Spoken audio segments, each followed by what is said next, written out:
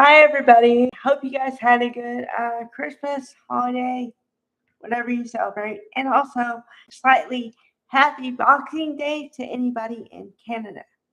Okay, so I feel like I got my Christmas present a day late on the soap operas, but I'll take it. Okay, so I'm gonna cover it all, but it's gonna sound sad, but I swear it's not. Okay. All right. So we have two storylines going on at the same time. We have this over here where Michael and Lauren are prepared to do anything to stop the war between the Newmans and the Abbotts. Okay, now, why this is significant is two reasons here. Number one, Lauren is always about truth and never having to be underhanded to get what you want. Okay, that's her stance, always. And whenever Michael is slightly underhanded, she's like, you didn't have to do that. You could have gotten what you wanted and not had to go that path. So, um, okay, number two though, and I'd say the most important thing. Um, Michael, they were talking it out, right? And Michael says, "Oh, I don't know. I don't want to do this, but I know I have to do this. And the problem is, I'm going to have to be really sneaky because I'm going to have to be really close with Victor and then turn on him. So it's not going to turn out well. I mean, it's not going to end well. Whatever relationship, friendship they had might be kaput. Okay. Okay. On the other end of the spectrum is what the Abbotts are doing and or wants to fend off the Newmans, namely Victor, right? So apparently they still have the deal possibly pending with Phyllis to give them the AI software and give them the upper hand. But she only wants them to give over Marchetti to Summer, and they said something, and it made me laugh because it's true. Um, Jack and Billy were talking, and Billy says, "Oh, all she wants is for us to give Marchetti to Summer." Okay, but selfless and Phyllis doesn't go in the same sentence.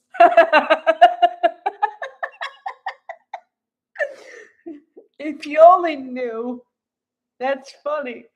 Like it really is funny. So yeah. But also, okay, and here's the part I like because Adam and Chelsea kind of threw Jack and Billy under the bus. Mostly Jack, but a little bit of Billy too, because um, the whole thing with the company, Abbott Communications, came out, right? So then Adam and Chelsea treat it as news and talk about it. But then they just laid out all the facts.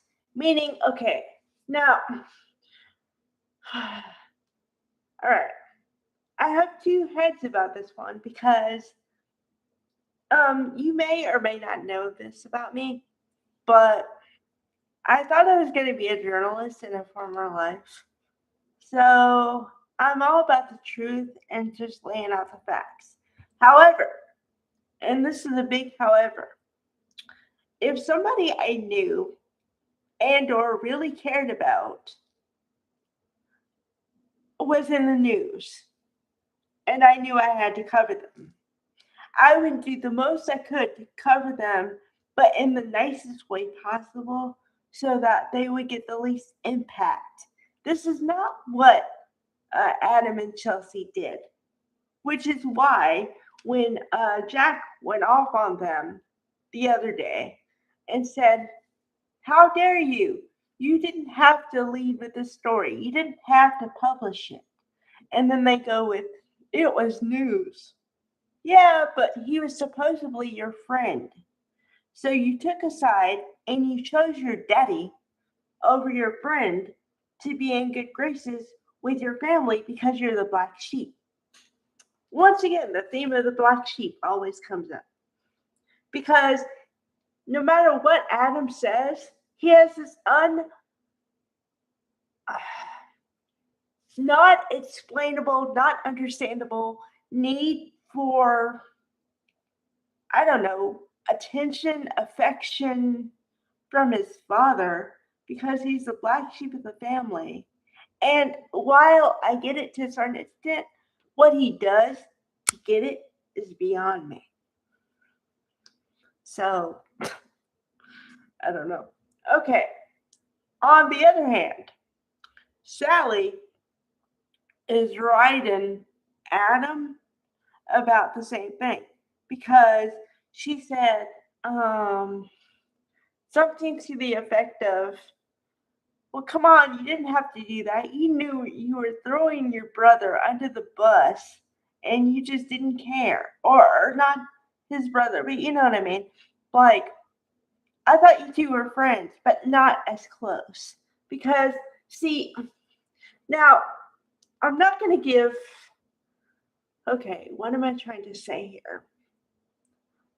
I'm not going to give Adam the benefit of the doubt here as much as you think I am. Okay? But apparently, his word of friend is really shifty because when he wants something from you, you're his friend. And he'll say whatever he needs to get it, right? But then the second it doesn't serve him, the friendship doesn't serve him, out you go. So I don't know, honey. Okay, but I gotta say, and I, I swear, I promise, I try not to be like thinking outside the box too much when I watch this. But okay, for some context, and I know it doesn't matter anymore, and I know it shouldn't matter anymore, but it's out there, so I'm gonna talk about it a little bit. Okay. Okay, and now we're gonna go a little personal, but not in my life. Just talking about the actors for a hot minute, and then I'll be off of it. Okay. Mark Grossman and Courtney Hope used to date. They used to date on and off the screen, right? Okay. So when Sally was giving Adam the business, I felt like it was Courtney talking to Mark. Sorry, that's where my brain went. hmm Because she was really personal about the information she was saying. It wasn't just business. It started off as business, but then it quickly morphed into it felt like a personal whatever. So great acting because I believe you, but then I was like, whoa. And then I was like, I don't know if this is TMI. Like, like when you watch something, you're not sure you should be watching it kind of thing. That. So, yeah. hmm let's see what happens here. Okay. Now, for the coup de grace and why I'm so happy. Okay, now this is gonna sound twisted, but it's true. The storyline, Kyle tells Claire that because of what his family is going through, he has to focus all his attention on what's going on with them, which means he has given up on a relationship with the two of them. Okay, okay.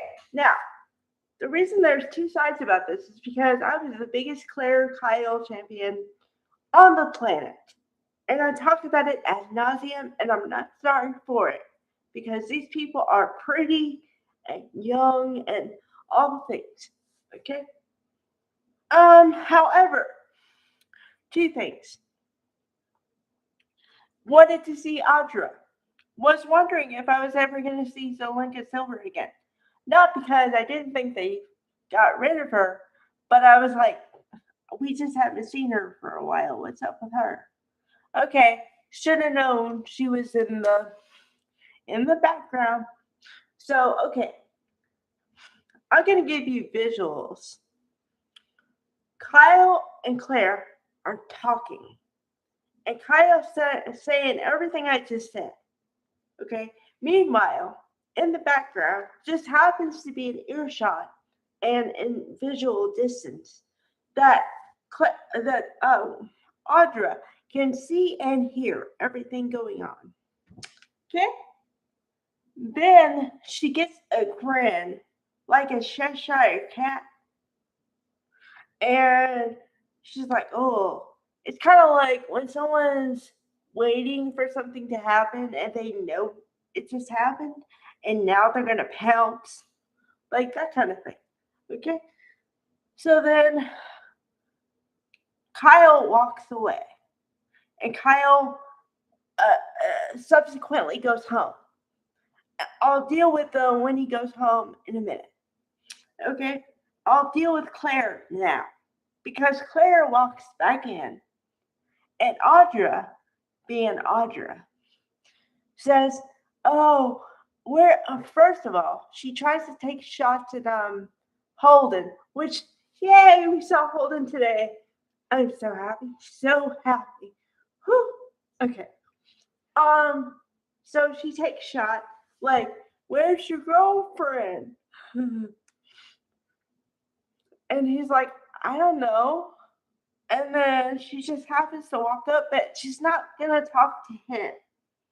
So then Claire's standing here, Audra's standing here, and Holden is somewhere in the middle. Like, not in the middle, but like, if a cat fight were to ensue, he could break them up. That closeness. Okay? So then Audra has the nerve to say, "Are you alright? What just happened with you? Are you sure you're okay?" And she says, "What's it to you? Why are you talking to me?" "Well, I couldn't give two cares about Kyle." "Then why are you talking to me about it?"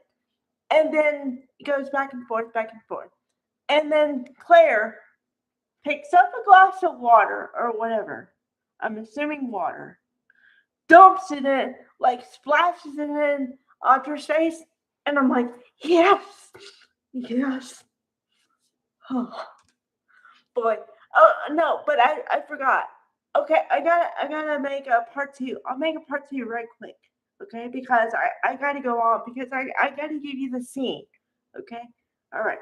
Hold a second.